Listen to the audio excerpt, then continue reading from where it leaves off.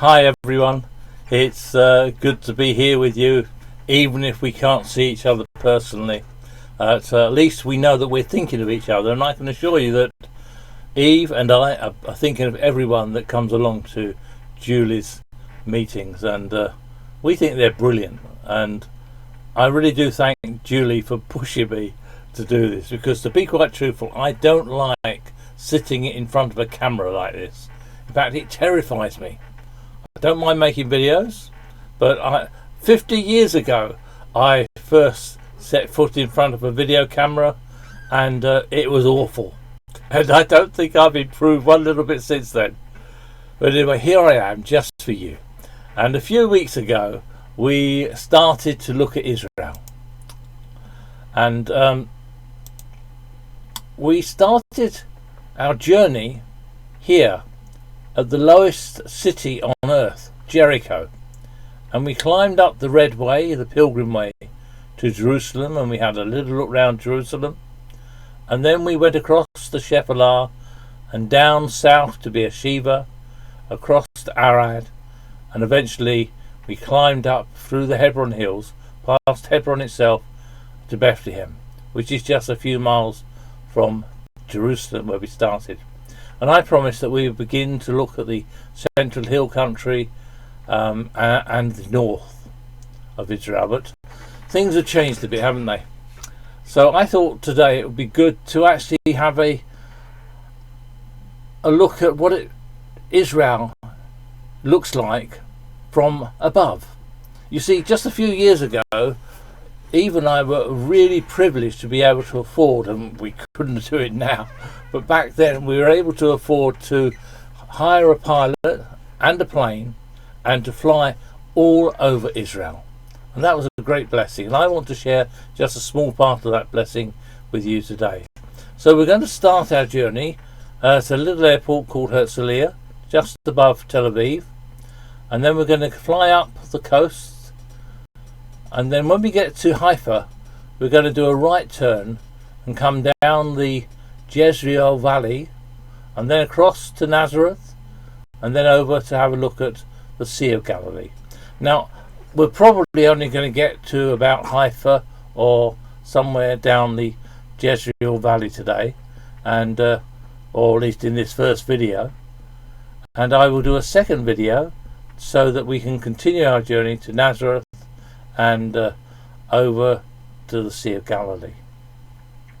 The idea is that neither of the videos will be much more than 10 minutes long, and then Julie can use them as she wishes. You might just want to stop to have a short prayer, or to, let's get this arrow out of the way, or to maybe get yourself a cup of coffee, or to chat. I don't know how Julie's going to use it, but it's up to her, and she's quite a genius when it comes to these things. And I'd like to say thank you to Julie for providing this thoughtful service to people that are shut indoors, as we all are. But first, I think it'd be good if we started with prayer. Father God, I just bless you and thank you for each person that's looking at this video. I know it's not going to be perfect. I know it's going to be very amateurish, but we hand it into your hands. We give it to you. And we also think of every single person that will watch this video. As they're locked away in their own homes at the moment, we ask that they will not know loneliness or fear, but rather that they will know that you are their Father, that you are there with them, that because they know you, they are secure. Whatever happens, they are secure. Just bless. Just give your peace.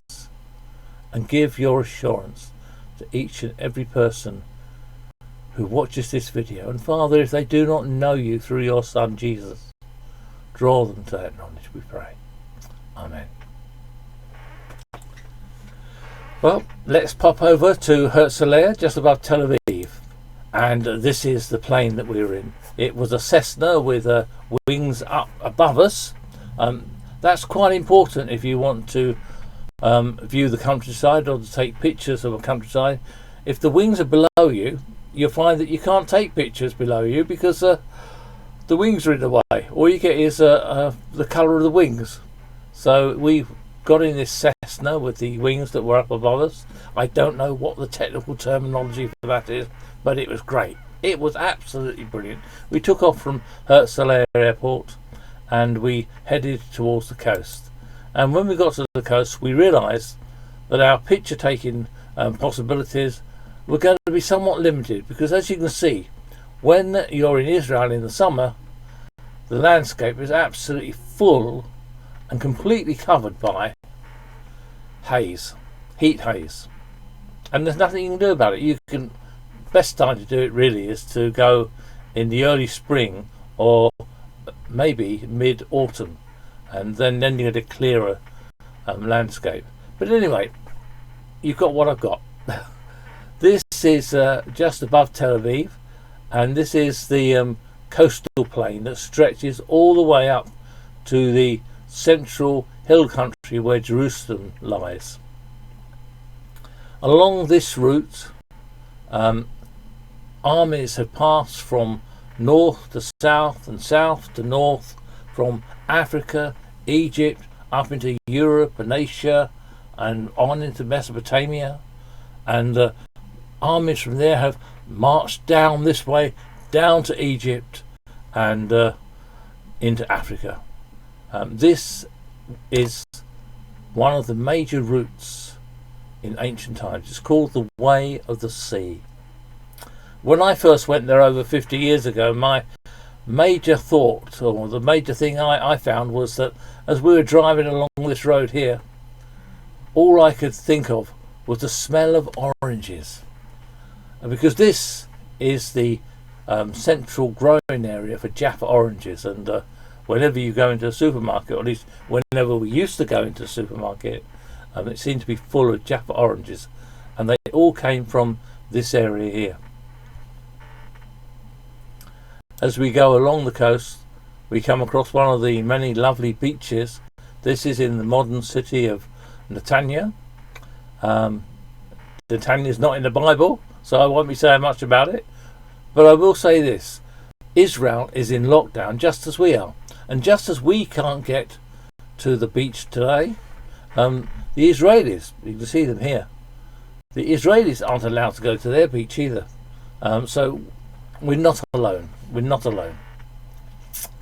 If we continue going north, we come to a river, the Alexandra River. This is a river which flows from within the plain of Sharon, and it winds its way until it empties itself into the Mediterranean Sea. But the reason I've got this picture is because of this little hill here. Now this is what we call a tell. A tell is basically an occupation hill or mound that's been built up as they built a city maybe on flat ground to begin with, and then they built another city on top of that, and another city on top of that, and another city on top of that, until you ended up with a hill, a small hill, and we call those tells. This one is, excuse me, this one is Tel Hefel. Now Hefel is mentioned in the Bible in Joshua, and it was a Canaanite city, and we're told that Joshua attacked Hefel and he defeated the king of Hefel. I'm not entirely sure whether anything's happened since then, because it's quite a small tell. I really ought to go and see if there's any new archaeological findings there, but I don't think much has happened there. If we continue north, we come to something you're more likely to know about, and that is Caesarea by the sea. Of course, if we're going to be posh, we will call it Caesarea Maritimus, but really it's just Caesarea by the sea. And this is an artificial harbour city that Herod the Great built, and he called it Caesarea, of course, after the Emperor Caesar. Caesar was a great builder. Sorry, forgive me. Herod the Great was a great builder. He was a very, very rich man, probably at least as rich as President Trump, maybe more. And sometime he actually sponsored the whole of the Olympic Games, which wasn't a cheap thing to do at all. But anyway, he built this city. The reason he had to build an artificial harbour is because there are very few natural harbours along Israel's coast. And here you can see a typical Roman theatre, and in typical Herod the Great style, this Roman theatre was used to put on rather rude plays about Jewish people, about the Jewish religion, and about the God of the Bible. This big flat surface here is a hippodrome, and a hippodrome was a place where you would see chariot races. Most of you have seen Ben-Hur and the great hippodrome in that particular picture. But this particular hippodrome was used for other purposes, and not particularly nice ones. We know that at one time Herod's son massacred thousands of Christians and thousands of Jews in the most horrific ways. However, there is something exciting here, something a lot more interesting to us. A lot of clever people used to tell us that Pontius Pilate was just made up by the gospel writers. He wasn't a real person, so Jesus could not have stood in front of him to be put on trial. Well, just behind this theatre, the archaeologists dug up a stone. Yep, that's right, a stone. Us archaeologists love stones, particularly stones that have got writing on. And this particular stone has at least these words: Tiberium Pilatus. That's talking about Pontius Pilate. You see the us Pilatus, Pontius Pilate. So for the first time in the 1960s, when this stone was found, we realised that all these clever people who have been telling us that Pontius Pilate wasn't a real person were completely wrong, because the Romans knew him, and Herod knew him, and or at least not Herod the Great, but Herod's son knew him. So clever people once again proved wrong. The Bible proved right. We'll just go along this beach here a little further north, and it's not very far to walk, but we're flying. And what do we see? We see this great aqueduct. I know you can't see it very well, so I've got a bigger picture for you. I'll get myself out of the way so you can see it properly. There we are. This great aqueduct. It goes for miles and miles and miles, and it goes to where a source of fresh spring water is available, and on a very gentle slope of just a few inches every mile, it brings water into, or at least it used to bring water into Caesarea by the sea.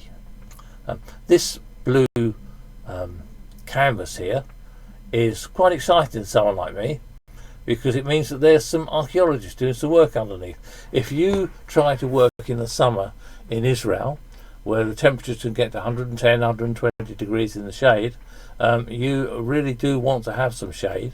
And wherever you see this sort of blue canvas lying around, it's very likely to be archaeologists working there.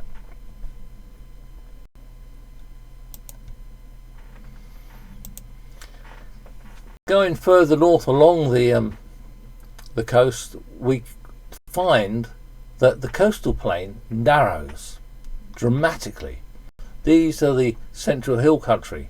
You see how it's beginning to squash beginning to squash the coastal plain of Israel to hundreds of yards, rather than that vast one that we saw further south.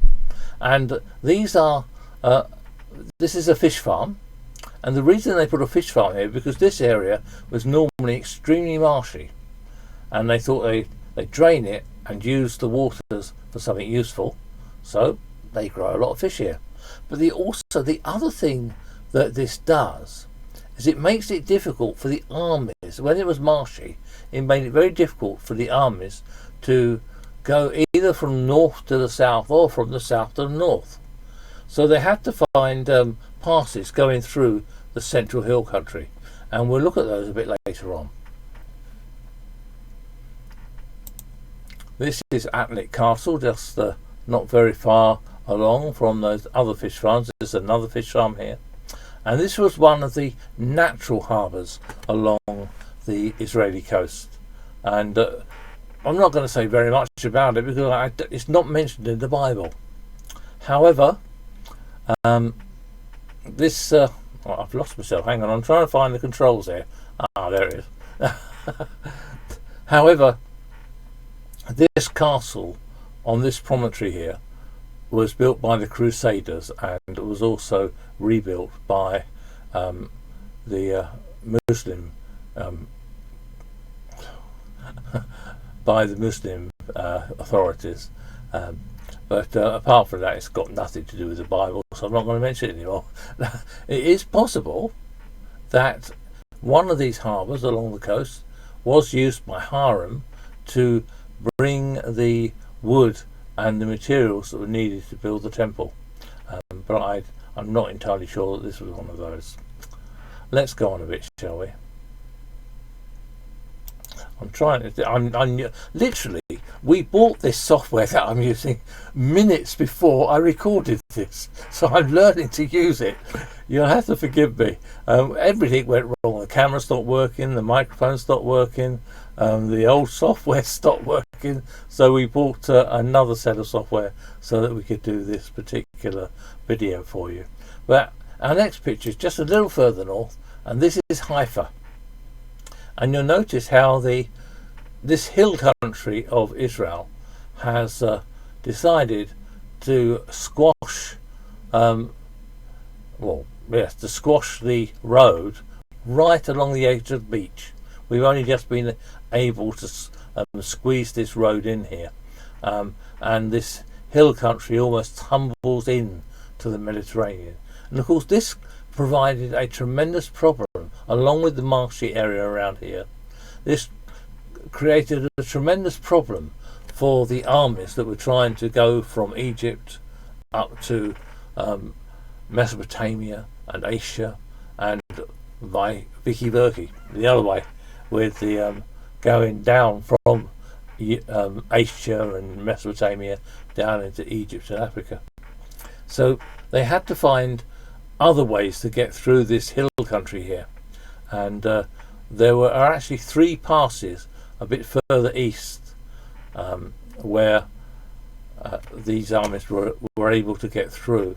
One of those is the Megiddo Pass, and of course the city of Megiddo stands at the head of this one of that particular pass to guard the entrance and the exit to and from it. This is Mount Carmel. And those of you that know the story of Elijah will know that Elijah met with the prophets of Baal on Mount Carmel, and he challenged them to a duel. He said that we'll build an altar, and the God who can consume that altar by fire without us setting light to it, he'll be the true God. And so he met with these prophets of Baal. Traditionally, we're told it was around here. This is Mukhara, and when he met with the prophets of Baal and they built this altar, he said, "Well, look, you go first. You ask Baal to consume this altar," and he left them overnight, and they went to tremendous trouble.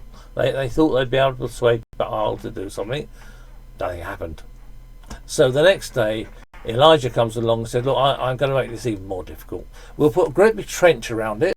Could you dig that trench, please? Thanks. Now fill it with water, and then splash water over the whole of the altar. Splash that water over all the wood, so that it'd be impossible for people like you and me to set it on fire." And having done that, and it wasn't oil, it was water. Having done that, he just said a simple prayer and asked the one true God, Yahweh, to accept the sacrifice on the altar and to burn the altar up. And that's exactly what happened. It happened just here, we believe. Now, the next picture was taken from around about here, and we'll just have a quick look at that, and then we'll stop for a little while. This is the picture looking west over the valley of Jezreel, that great wide valley, one of the most productive areas of Israel, and in the distance we can see Nazareth here. We're actually just over the top of, or just below us, and you can only just see it, is the city of Yokneam, or the Tell of Yokneam, because the city has been built up to make this great big occupation hill, the Tell. And Yokneam was one of the cities that was given to the Levite priests. They weren't given any large tracts of land to conquer and to look after, but the tribe of Levi was given various cities throughout the land of promise. We'll come back to this point when in the next video, but I've already gone on longer than I promised, so we'll stop there, and we'll see you soon.